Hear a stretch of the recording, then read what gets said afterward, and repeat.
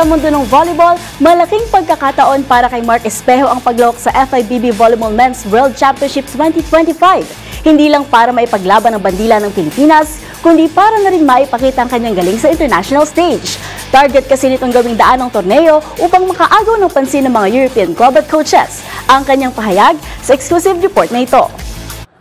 Para kay Philippine volleyball star Mark Espejo, higit pa sa pagkakataong gumawa ng kasaysayan ang makasabak sa FIVB Volleyball Men's World Championship 2025. Bukod sa paglalaro ng Alas Pilipinas sa pinakamalaking volleyball tournament sa mundo, ito rin ang pinakamalaking pagkakataon ng 27-year-old outside hitter upang matupad ang kanyang matagal ng pangarap, ang makapaglaro sa Europe.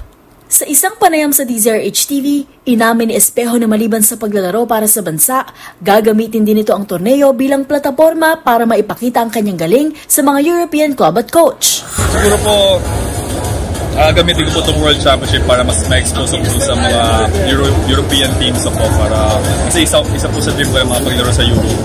So siguro gamitin ko po itong stage na ito para mas ma-expose ko sa ibang teams, sa coaches po. Kasi syempre, most countries na nasa top countries po na naglaro sa volleyball, European side, Western side. And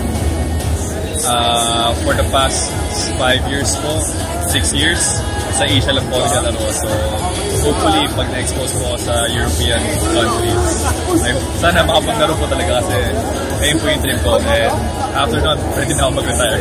Magugunit ang matagumpay ng nakapaglaro sa Espejo sa ilang bansa sa Asia, tulad ng Japan, Thailand, Bahrain at Korea. Ngunit aminado siyang ang Europe ang tunay na pinakamatinding labanan para sa mga pinakamahusay na volleyball players sa mundo. Gaganapin ang FIVB Volleyball Men's World Championship sa Pilipinas mula September 12 hanggang 28 sa Mall of Asia Arena at Smart Araneta Coliseum. Ito ang kauna-unahang pagkakataon na magsisilbing host ng Pilipinas at kasabay nito ang historic debut ng Alas Pilipinas sa prestiyosong torneo. Kasama ng national squad sa Pool A ang Iran, Egypt at Tunisia. Unang makakasagupa ng kupunan ng Tunisia sa opening match ng September 12, sinundan ng laban kontra Egypt sa September 16 at Iran naman sa September 18.